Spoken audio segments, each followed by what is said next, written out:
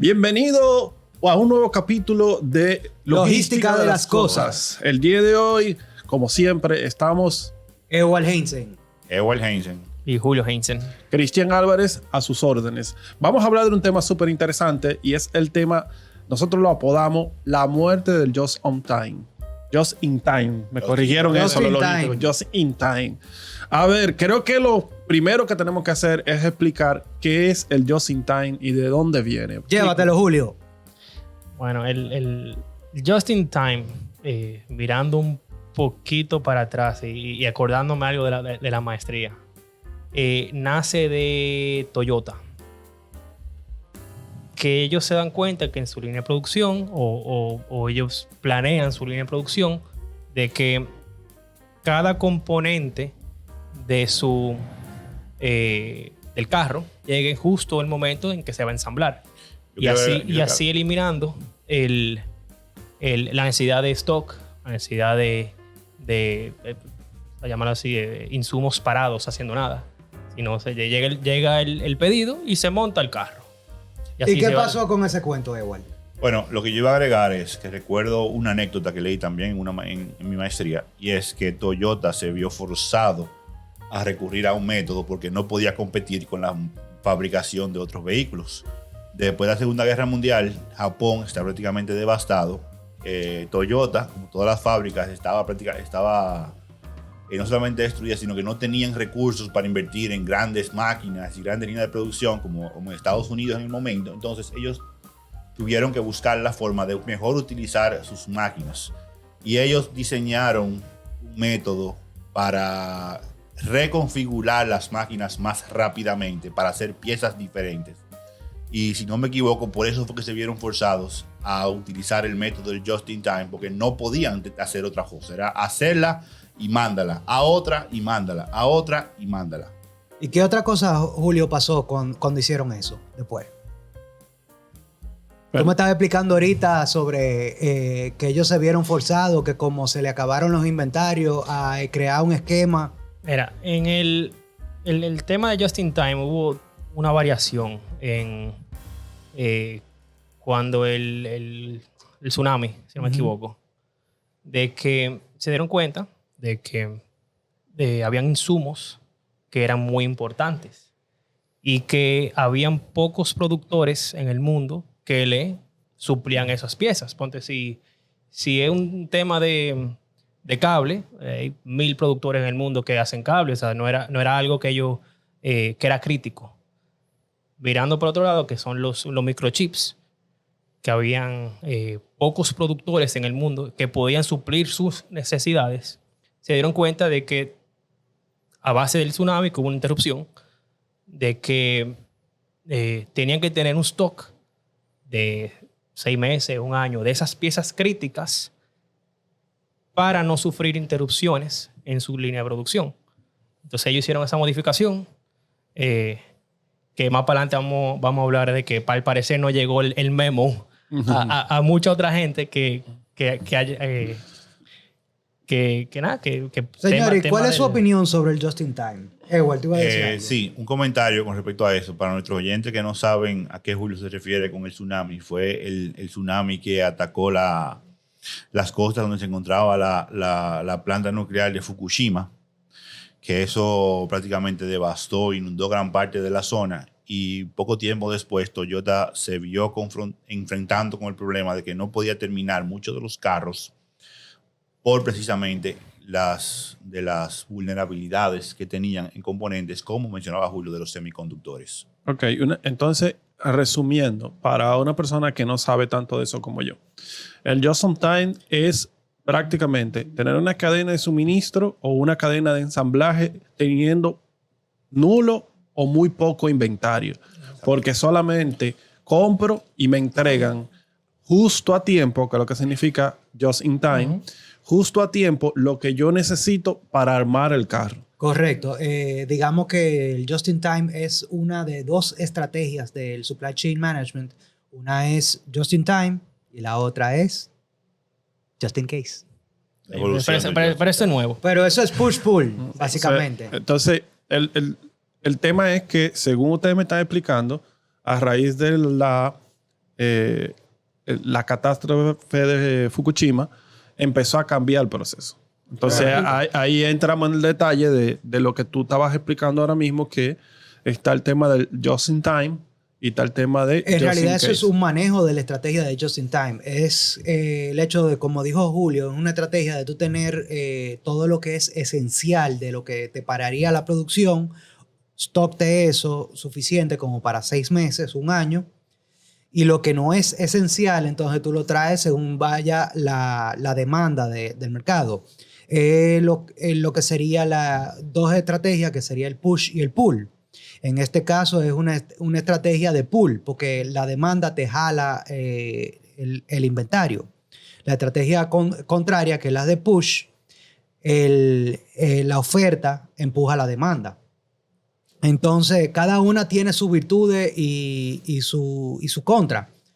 Porque, por ejemplo, con la estrategia de push, tú vas a siempre tener lo que se necesita, pero incurres en gastos innecesarios de inventario y sobresuples lo que es la demanda y baja el precio de por sí porque tiene demasiado. Como yo lo veo, en papel y en un mundo perfecto, just in case, just in time, perdón, just in time hace súper sentido. O sea, yo produzco algo y la pieza llegan justo cuando lo estoy ensamblando, o sea, el momento que voy a ensamblar esa pieza. Uh-huh. Ahora, también definiendo el tema de almacenaje, creo que es una parte fundamental de lo que estamos aquí hablando.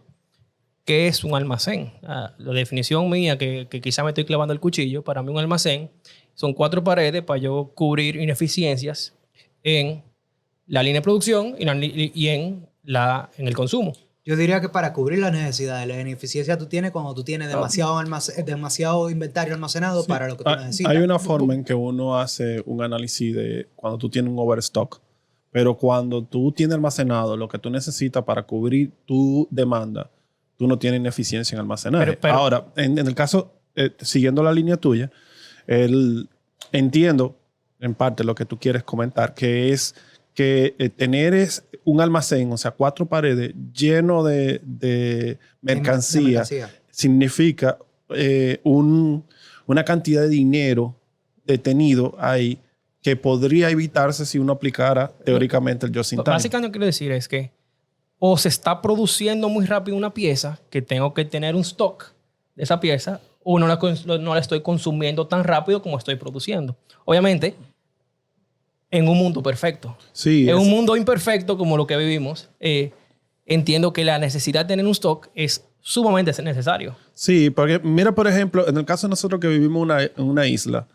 Perdón, Cristian, no solamente vivimos en una isla, sino que aquí se fabrica muy poca cosa. Por eso, vivimos en una isla y lo que fabricamos normalmente tiene una incidencia de una materia prima que viene del exterior. Entonces, nosotros podemos analizar que vamos a tener una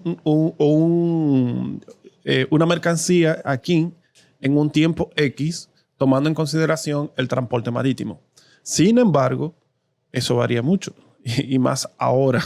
Ahora es prácticamente tirar una moneda hacia el aire. Eso vamos ahorita, por eso el just in case. Entonces, ahí, por ejemplo, no hemos visto forzado a tener un almacén con la mercancía que yo necesito para poder cubrir no solo la demanda que tengo hoy, sino la posible demanda por una eventualidad de que el tiempo no se cumpla. Entonces, ahí tiene sentido tener ese almacén. Ahora, anteriormente, nosotros nos manejábamos, como mencionaba Edward hace un ratico, con el tema del push y el pull, en que la demanda era que te generaba, nosotros teníamos primero el stock y después que teníamos el stock, generábamos la demanda con el stock que nosotros teníamos. Y todavía eso es una mecánica que se utiliza mucho, no solamente en nuestro país, sino a nivel de Latinoamérica. Lo que pasa es que yo lo veo como... Tú ves como los trampolines que habían antes en los sitios de juego. Los famosos Fuinfuan. No los Fuinfuan, porque los Fuinfuan son los columpios. Yo digo lo que se balanceaba un peso contra otro. Es una balanza y tú tienes que estar moviéndote entre un lado y el otro, entre las dos estrategias, viendo a ver cuál es la estrategia que a tu mercado le conviene más. No es algo que es estático y que la estrategia va a ser siempre la misma. Entonces, el tema es que eso es lo que provoca el cambio que estamos viendo en el esquema, el modelo logístico del just in time. Y por eso dije que en un mundo perfecto, el just in time hace súper sentido. Pero Entramos en la pandemia. Sí. No, entramos en pandemia. Primero vimos el evento de es Fukushima. entramos en la pandemia. Entonces, en la pandemia todo eso se borra. Sí, pero un comentario con lo que Cristian acaba de mencionar de Fukushima, y es que las lecciones de Fukushima prácticamente solamente las aprendió Toyota, porque ninguno de los demás fabricantes... Bueno, dijeron, aparentemente se le olvidó porque con los microchips ellos tuvieron problemas también. Realmente, si tú revisas los primeros meses de las escaseces, y esto lo sé por un amigo que vive fuera, que en Estados Unidos, que vendía Toyota precisamente, hubo un momento donde el único dealer que tenía carros nuevos era prácticamente Toyota, porque después de Fukushima ellos estudiaron sus componentes más vulnerables. Uno de ellos eran los semiconductores, y ellos dijeron, bueno, yo tengo que tener un stock mínimo, no me acuerdo si eran 6 meses o 12 meses. ¿Tú te acuerdas, Julio? No, algo por ahí. Bueno, era por ahí. Entonces ellos tenían ese stock guardado. Lo que pasa es que esto ha superado el tiempo jamás pensado. Sí, nadie se iba a imaginar que íbamos a durar. Iba a haber un par de 6, 7. Dijeron que eran meses, 2 semanas. No sé cuánto. Sí, al principio eran 2 semanas. Y estamos entrando 2 años y medio, casi menos. Obviamente estamos ya estamos del otro lado, gracias claro. a Dios. Sí, pero ahora se ve otra cosa. Sí, Pero ahora tenemos la secuela de eso. Porque Exacto. nosotros tenemos ahora mismo una secuela en tema de el costo de los contenedores, de transporte. También tenemos una secuela de que cada vez que China tose, el mundo entero tose. Bueno, China está durmiendo básicamente ahora mismo todavía. Sí, eso es uno de los temas que, en mi opinión, fueron realmente, no diría exacerbados, sino exponencialmente afectados, porque el mundo prácticamente confiaba en un modelo just in time. Pero no solamente just in time en la fábrica, era just in time desde el momento de la minería. De todo lo que se minaba, yo tengo que entregar 10 toneladas para el jueves, yo tengo 9, apúrense que el jueves ese camión se tiene que ir con 10 toneladas. Por ejemplo, la fábrica lo recibía y de una vez entraba a producción, salían de fábrica y ya lo estaban esperando porque tenía que ir, y en 40 días tenía que estar en la tienda, y duraban 30 días para el consumo también. Marítimo, y tenían que estar en la tienda porque el stock nada más son 10 días de inventario.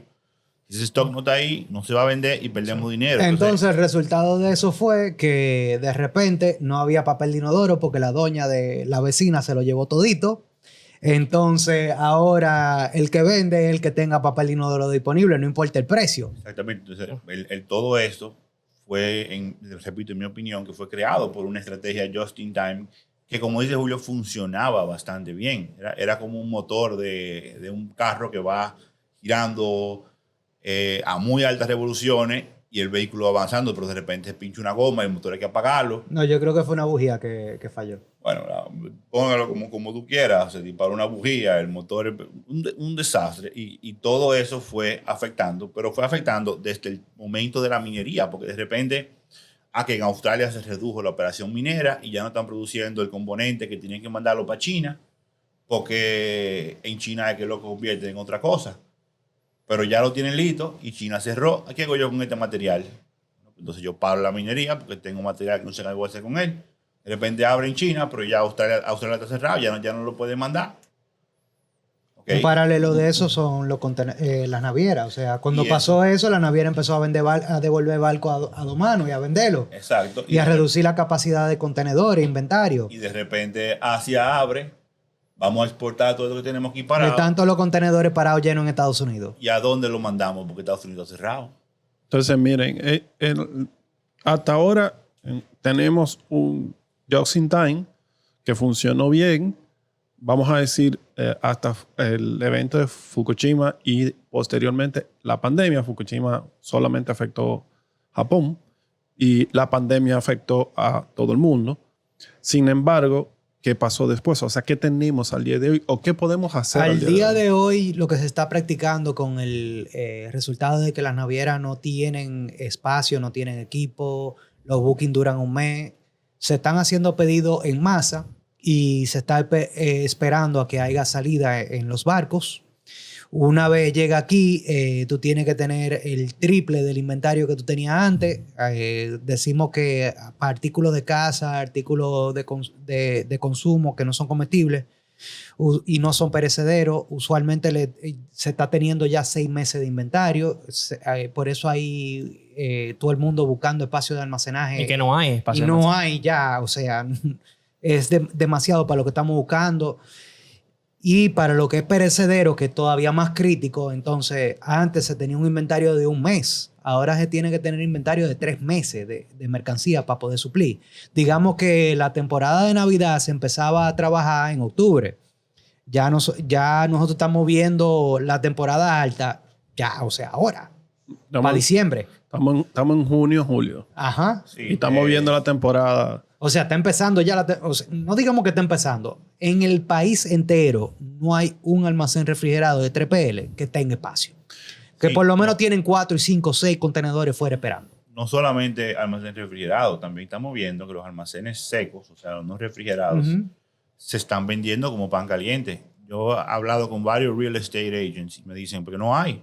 El tema es, entonces, No hay. O sea, la gente está buscando dónde almacenar los productos que se van a vender antes.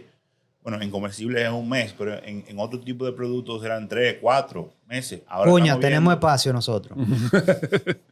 Sí, tenemos. En seco. Este Heinzen. En seco. Ya estamos viendo de que mucha gente está buscando almacenar 6, 7, hasta 8 meses y no hay espacio. De los almacenes que habían disponibles, todos se han cogido. Los que se están terminando, que todavía no se están terminando, ya tienen contrato firmado para de que terminen de una vez llenarlo, porque no solamente que la gente está teniendo más stock, sino que están pidiendo mucha más mercancía hacia, porque piden 10 furgones, le llegan 1, 2, a veces 3. No, y por eso que nosotros estamos diciendo que el claim de just in case, que no estamos tomando autoría de eso, pero es algo que se ha ido ya mencionando en varios foros que nosotros hemos ido, es que estoy pidiendo por si acaso mi contenedor no me llega. O sea, estoy asegurándome. Es que es una situación, si no tengo inventario, no vendo. Exacto. No es el precio ya. Estoy asegurándome de yo tener mi mercancía aquí para Navidad, para yo poder vender. Porque si no, no voy a poder vender. No, el año pasado, por ejemplo, las uvas llegaron en enero. Las uvas y la manzana. Imagínate. Ya aprendieron de eso. Por eso decimos, estamos hablando ahora de la muerte del just in time. Bueno, quizás no sea el tema de just in time, sino que yo contaba de que mi contenedor iba a llegar aquí a tiempo para yo poder vender. sí, precisamente por eso el título de este podcast, correcto. de este capítulo, se llama La muerte del Just in Time, porque estamos viendo que las empresas que utilizaban el Just in Time como herramienta fundamental de su modelo de negocio al día de hoy están teniendo que modificarlo a un punto que prácticamente no tienen Just in Time, tienen otra cosa. Y eso da fruto a otras cosas, como por ejemplo, que es un tema que se ha hablado muchísimo en muchas conferencias que hemos ido, que es el nearshoring. El nearshoring es una forma de tú cubrir lo que es el just in time. Es una especie de just in case. Porque tú lo que haces es que en vez de tener alguien que te supla o fabrique en China, lo pones en República Dominicana bajo régimen de zona franca. Sí, pero Y- igual estamos haciendo lo mismo, porque al final ese que te fabrica aquí va a tener que tener almacenaje, va a tener Sí. el mismo esquema. O sea, Sí, o sea, simplemente va a tener que tener el mismo esquema, pero la diferencia es que para exportar a Estados Unidos, nosotros, pandemia, no pandemia, lo que sea, nosotros continuamos exportando a Estados Unidos. Sí, Nunca paró eso. pero es como Y esa nosotros tenemos mutación. la gracia de que cada 3 contenedores que entran, uno sale. Entonces nosotros siempre vamos a tener disponibilidad de equipo. Sí, es el tema que nosotros tenemos una modificación de la cadena logística que empezó con la pandemia, pero el día de hoy esa secuela ha cambiado incluso el set of mind de las personas que están trabajando aquí, que antes, sí, de los comerciantes que antes te creían, te compraban la idea del just in time, pero ahora te dicen, no, espérate, yo no quiero que la uva me llegue en enero. No, y just in Exacto. time y querían reducir su Y stock. y querían reducir porque el su stock sí. es dinero. Al final el stock es El dinero. stock Es dinero parado. Sí, es dinero detenido. Con lo que, último comentario, Guillermo, que no quiero interrumpa. Yo lo que quería abundar un poco más, gracias, Ewell. Con lo que igual decía del nearshoring. El nearshoring mueve tu producción Eso es un capítulo entero. más cerca de ti. Creo que lo hemos mencionado en otro podcast realmente. donde no solamente tú que esté más cerca, sino que tú buscas que esté más cercano a tus condiciones geológicas, de tiempo, hasta temas culturales. Sí. Bueno, yo creo que ha sido un capítulo súper interesante. Ya creo que tenemos incluso capítulos próximos en los cuales vamos a mencionar ciertos temas de lo que hemos hablado aquí. Okay. Así que les invito a todos a que sigan nuestro podcast y que continúen participando con nosotros, haciendo preguntas, y muchas gracias a los que han ido preguntando. Bye, le habla Hashtag Cristian Lince. Álvarez. Gracias. Hasta luego, señor. Muchas gracias. Hasta luego. Bye.